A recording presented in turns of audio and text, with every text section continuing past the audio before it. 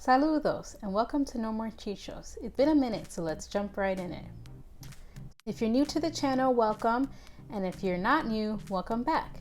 Make sure to comment, like, and subscribe, and all that jazz. Today we're going to be talking about a new cooking series that I have planned for us, and it's called Cocinera to Jefa de la Cocina. And basically what it's going to be is a series of guides and tips that'll help any basic cook turn into the boss of their kitchen. Today we're kicking it off with our tips for success in setting up the kitchen. Setting up the kitchen is one of the most important steps when it comes to getting ready to start cooking. If you don't have the proper setup, it's very likely that you're going to be pretty stressed throughout the rest of the cooking process, and you might not even enjoy being in the kitchen in the first place. So what I've done is I've racked my brain and tried to understand and put into a very short list 5 things that I do every time that I cook that helps me be a better cook at home. So we're going to go through those 5 together right now. So first thing you're going to want to do when you're cooking is to clean. Clean as you go, clean before you start, clean after you're done, cleaning all the time. Specifically, always be cleaning. You don't want to have a mess when you start cooking, and you definitely don't want to have a mess in the middle of cooking. So you want to make sure that you're cleaning as you go. Since I have a very tiny kitchen, I make sure to clean the dishes and put them all away before I even start. And then I start cleaning as I go. So if I'm using a pot and I don't need it anymore, I put it in the sink, wash it, put it away. Sometimes it doesn't always work out as easily as that. However, when you make it a habit to clean as you go, it gets easier and it makes cleanup at the end way easier because you have less dishes to clean.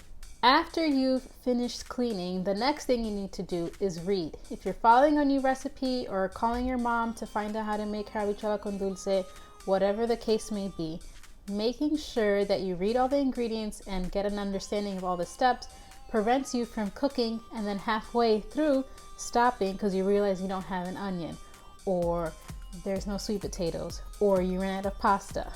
Any of those little scenarios that you know happens to you, if you read through the ingredients and you read through the instructions, you avoid all of that hassle and it helps you better prepare. And prepare is your third step. So when we're talking about preparation, we're thinking of things like getting all your ingredients out, measuring them out as they're needed for the recipe, pre-cutting anything that needs to be cut. Literally anything that you can do beforehand, do it beforehand. This makes it easier for you to cook while you're cooking because all you have to do is pick up a little bowl or a plate or something and then just dump as you need to. In the culinary world, this is called mise en place, and basically it just means get all your shit together in a place so that you can use it. A very big tip when it comes to preparing is also your garbage bowl. In my house, we grew up with a garbage bowl. Sometimes it was a bag inside of a bowl, so the cleanup was easier. But basically, this is a bowl that you put in your workspace to throw all your scraps in, your onion scraps, vegetable scraps, potato peels, whatever scraps you're making in the kitchen that day. Throwing them in one spot makes cleanup even easier for you at the end. The next step when it comes to setting up your kitchen is to taste. Tasting as you go is super important, especially as you become a better home cook. When you're tasting as you go, you get a better understanding of what seasonings are going in your food, and you're able to adjust according to your own palate. So if you like things a little spicier, you can taste as you go along and add spice. If you like things a little sweeter, you can add as you go along and taste as you go along to see how sweet you want it to be.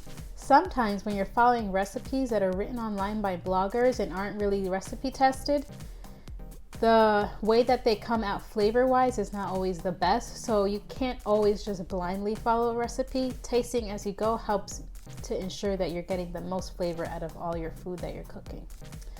The last tip when it comes to setting up for success in the kitchen is delegation. If you're living at home with other people, whether it be roommates or family members, delegating is a boss move in the kitchen.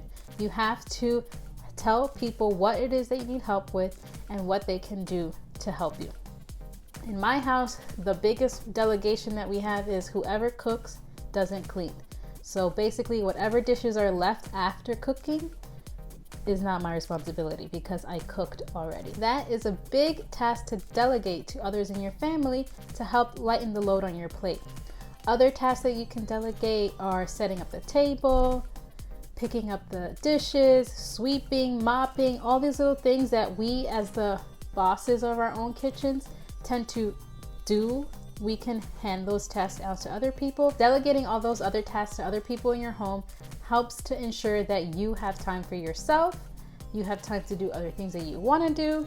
You have time to just, like, whatever it is, like this, being able to delegate gives you time back and time that you don't have to spend in the kitchen.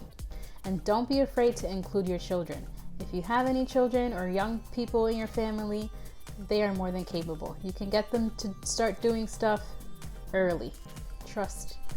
Not that I have any kids, but you know, I make my nieces do stuff when they come over.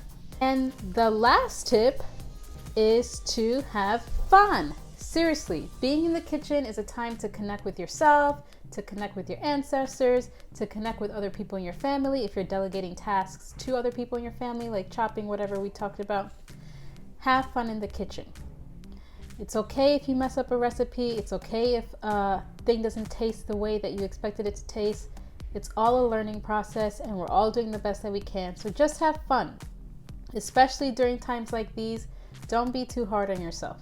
The most important thing that you can do is to just be you, have fun, and make delicious food. That's pretty much all the tips for today. Let me know what you thought of the tips. Is there a Jefa move that we missed that you do in your home?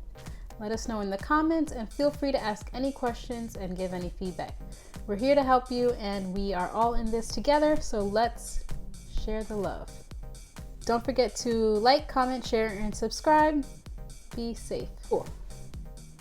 That was like a lot cheesier than I thought it was going to be, but cool. Coño, ¿y qué es lo que yo quiero decir?